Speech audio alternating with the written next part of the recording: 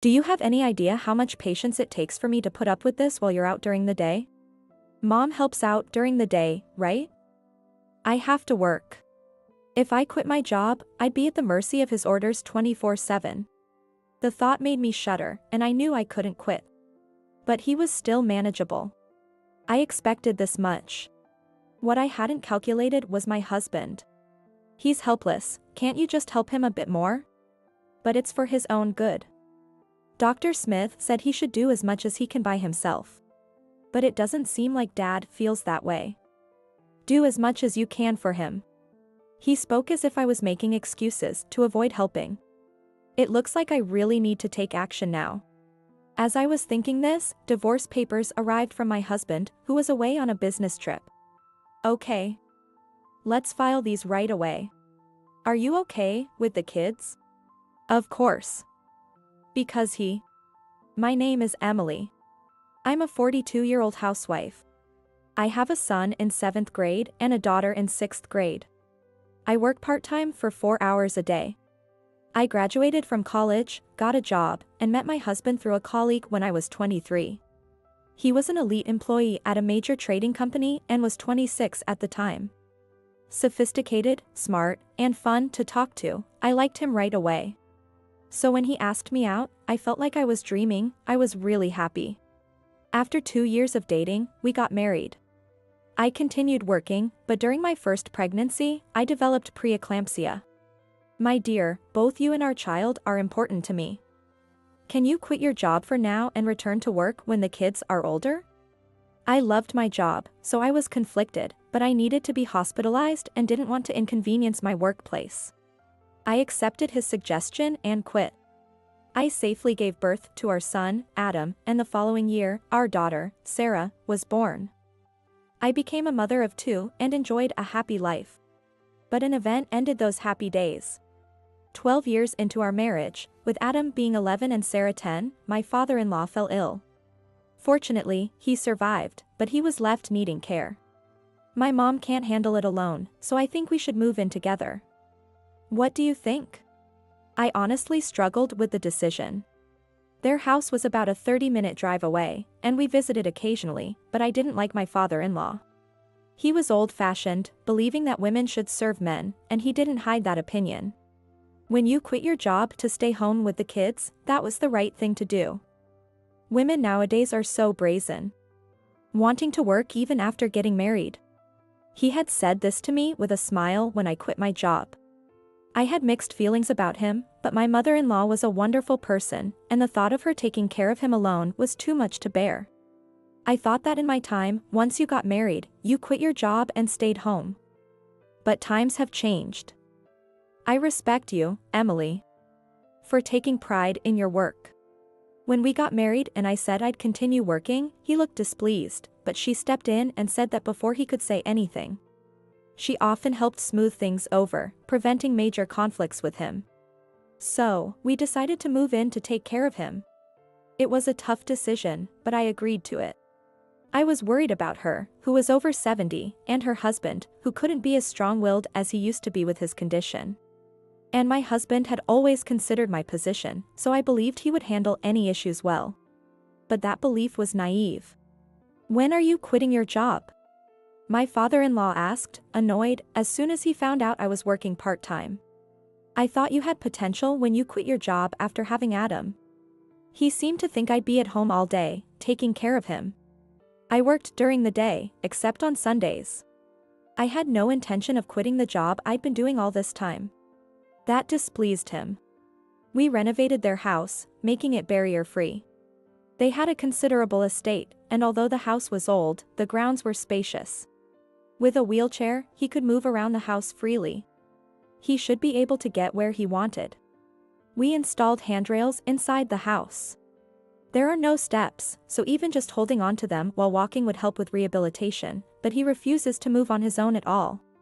He would call for his wife or me to fetch even the smallest items. It would be beneficial for your rehabilitation if you moved around a bit on your own. Shut up. Can't you obey us? Stop ordering me around just because you don't want to move. It was he who didn't want to move, but he insisted on bossing others around. But he was manageable. I expected this much. The real problem was my husband. He's helpless, can't you just help him a bit more? But it's for his own good. Dr. Smith said he should do as much as he can by himself. But it doesn't seem like Dad feels that way. Do as much as you can for him. He spoke as if I was making excuses to avoid helping. We used to raise our kids together, but now he was starting to leave everything to me. Mom is here too. I rely on both of you for Dad, and after all, a mother is the best for the kids.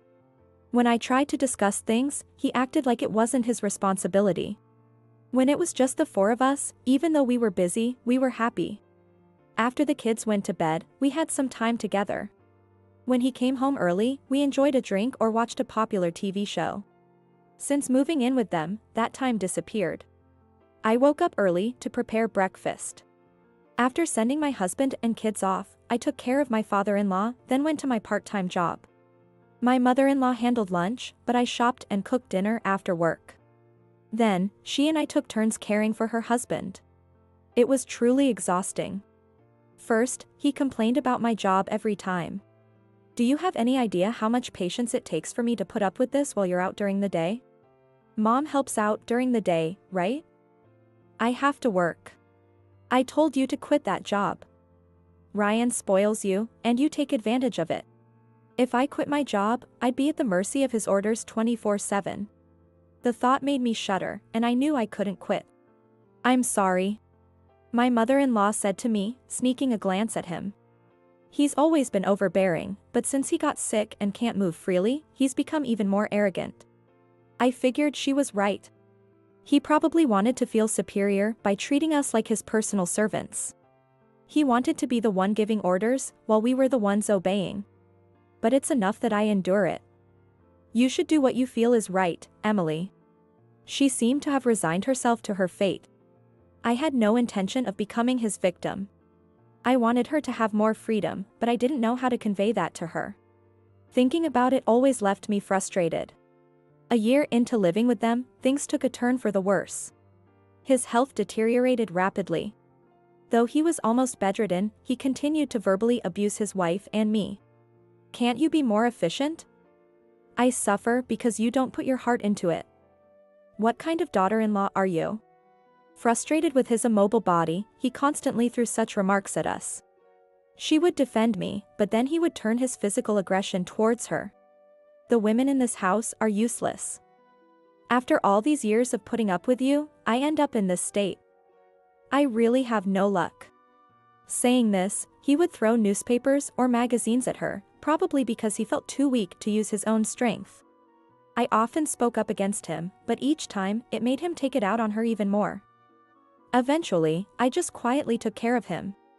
I told my husband about it, but since he wasn't involved in the actual caregiving, he remained indifferent. There's nothing I can do.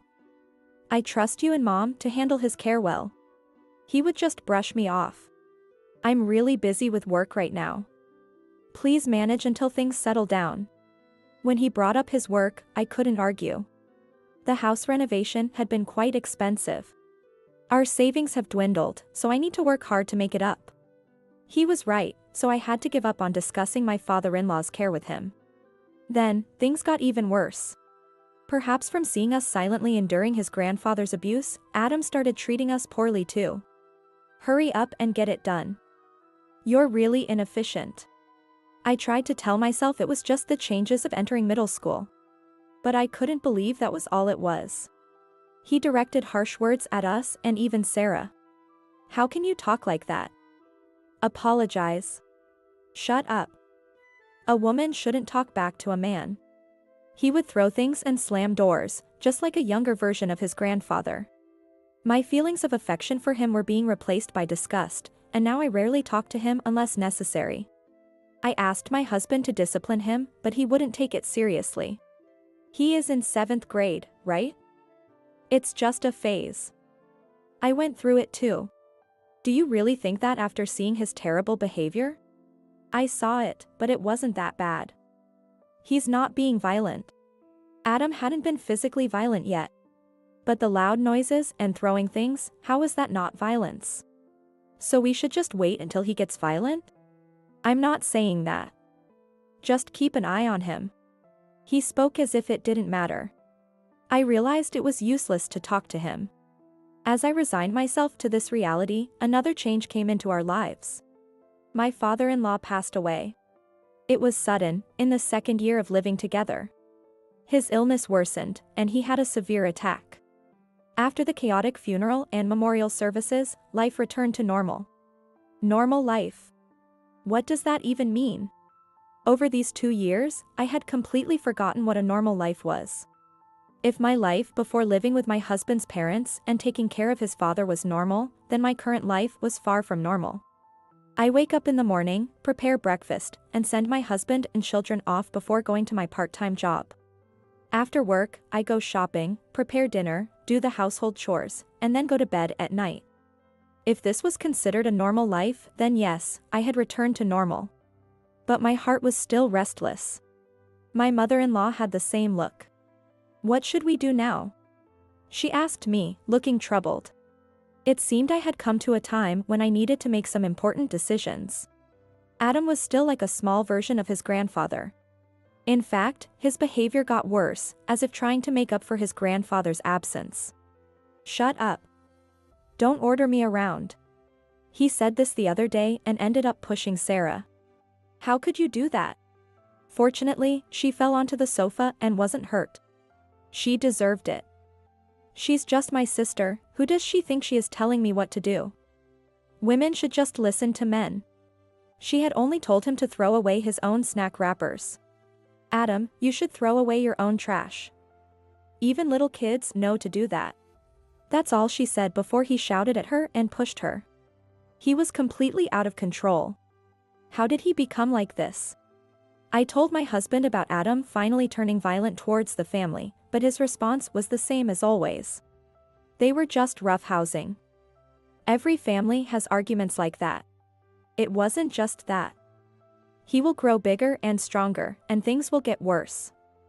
Please say something before it does. Okay. I'll talk to him when I get a chance. By the way, I'm leaving for a business trip tomorrow. With that, he left for a long business trip the next day. Watching his retreating figure, I muttered to myself. It looks like I really need to take action now. As I was contemplating what to do, divorce papers arrived from my husband, who was on the trip. A plain brown envelope. I opened it, wondering what it was, and found the papers inside. My hands trembled as I held the green document. He must think I'm devastated. But that wasn't it. I laughed at his blatant move, which made my hands tremble. So, now that his father's care was no longer needed, I was disposable.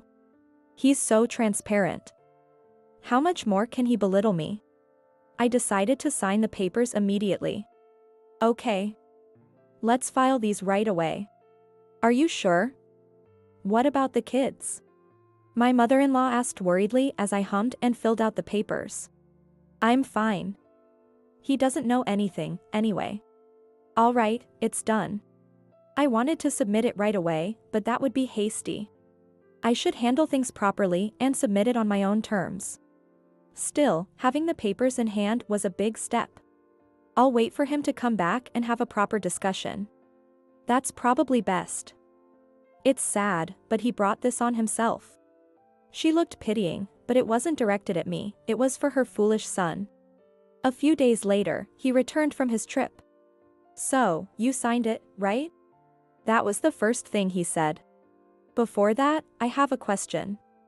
Why do you want a divorce? I asked calmly, and he looked a bit surprised. He probably expected me to cry or beg. But I wasn't going to do that. I just wanted to hear his reason. What exactly makes you want a divorce? I rephrased my question. This might make it easier for him to answer. He is still staring at my face. He looks somewhat anxious. Why do you think? Using underhanded tactics. Since it's difficult for him to speak up himself, he intends to let me answer and somehow take control of the conversation. I don't know, that's why I'm asking. Please answer the question. His face clearly showed his anxiety. You don't care about me anymore. Not care? When did I ever do that? You made all the decisions about the kids and everything else without consulting me. I was stunned. He had always brushed off everything as someone else's problem. You seem to have forgotten, so let me remind you, you never listened to me whenever I tried to discuss anything. Maybe because I spoke to him like he was a child, he looked furious. Is that how you talk to your husband? Know your place. He shouted, thinking I would be intimidated. Raising your voice doesn't affect me. I'm used to it from your father and son. I said with a mocking laugh. He turned red with anger and glared at me. Again, I tried to discuss many things with you, but you were always indifferent. That's a lie. I never ignored you. Then, would you listen to this? I took out a voice recorder and played it. It captured our conversations where he responded disinterestedly to my attempts to discuss things. Why the hell did you record this?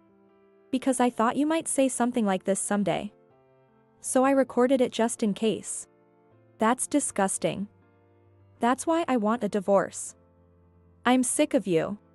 His face turned beet red, and he stood up, grabbed the recorder, and threw it. Now there's no evidence. He grinned triumphantly.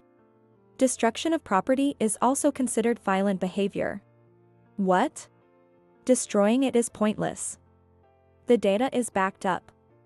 And your actions just now were recorded too. He looked startled and glanced around the room. It shows how little you cared about the household. We installed surveillance cameras all over to make sure your father didn't wander off and get hurt.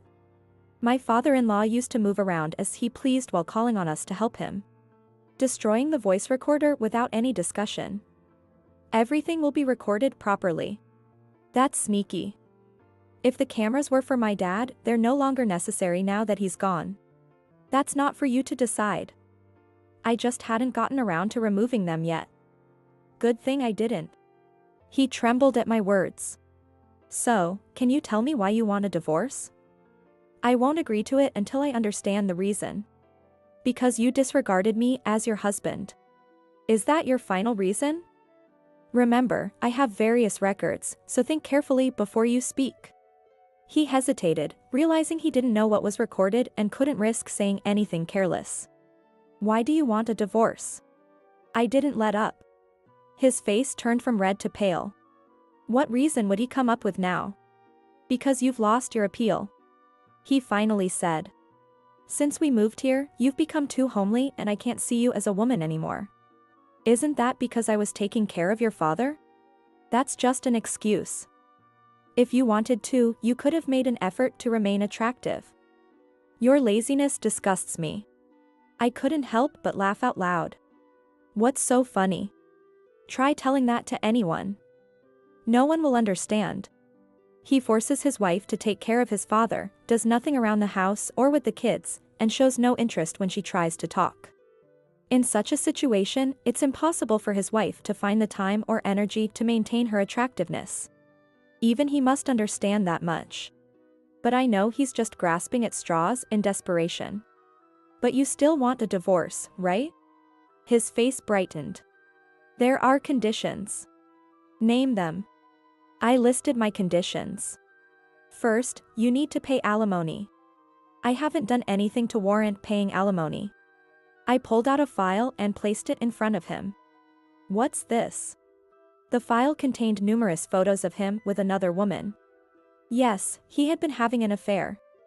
And it started even before we moved in with his parents. You wanted me to take care of your father so you could see this woman, right? How did you find out?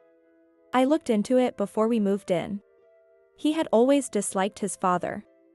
So it was suspicious when he suddenly wanted to live with him and asked me to care for him. When I investigated, this is what I found. The woman was one of his subordinates. He must have thought I was too clueless to figure it out, but I found plenty of evidence. And I kept it all. I hope that seeing me take care of your father might make you reflect and change your mind. So I decided to turn a blind eye once. But you didn't change. No, you changed for the worse. He looked down, remaining silent. So, I'm asking for alimony from you and that woman. That was my first condition. You imposed caregiving on me so you could have your affair. It's going to be a significant amount, but you need to accept it. He stayed silent. And as for child support, I don't need it. What, really? Yes, we'll offset it. He looked confused. Let's split the children. Adam with you, Sarah with me. That's impossible. If you don't agree, I won't consent to the divorce. He groaned but remained silent. He probably wanted to marry his lover right away. What will you do? After some contemplation, he agreed. Perhaps he thought of sending Adam to a boarding school. There are many ways to handle it. I felt sorry for Adam, but my feelings for him had vanished. My husband's outburst earlier reminded me of his father. And with Adam resembling both of them, I no longer had the confidence to live with him. You mentioned going through a rebellious phase, right? You'd understand him better. I smiled warmly as I said this. We also set other conditions. Property division, moving expenses, and compensation for caring for his father. The total was significant, but he was an elite earner and accepted it. Once these conditions are notarized, I'll submit the divorce papers. I looked genuinely relieved. We had the documents notarized, and he transferred the agreed amount in a lump sum. Then I filed for divorce. Now we're strangers. Feel free to remarry or whatever. But until I find a new place, I'll stay here. That was part of our agreement. Move out as soon as possible. It's unnatural for strangers to live together. He looked visibly displeased. He probably wanted to bring his lover into the house as soon as possible. By the way, I haven't received alimony from your partner yet. I won't leave until I do. What? That's not what we agreed on. What agreement? Your alimony and her alimony are separate matters. The notarized agreement didn't mention anything about his partner. I can't feel secure until I get it. You greedy woman. Greedy? She's the one who stole someone's husband. He couldn't argue with that. Anyway, this is my house. Now that we're strangers, please leave as soon as possible. He pleaded desperately. About that, this house isn't yours. What do you mean? I nodded to his mother, not to my bewildered husband. This house belongs to me. What are you talking about? This house is in my name, so it's not yours. He looked bewildered, unable to comprehend what she was saying. This house originally belonged to her, not your father, so it's not yours. He looks unconvinced by my explanation. Well, that's understandable. I explained the situation to him, now my ex-husband. Your father was actually a son-in-law who married into the Johnson family. All the Johnson assets belong to your mother. What?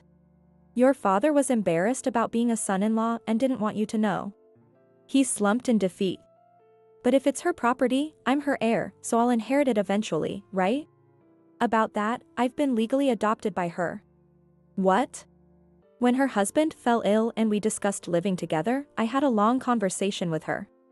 During that talk, I learned she knew about her son's affair.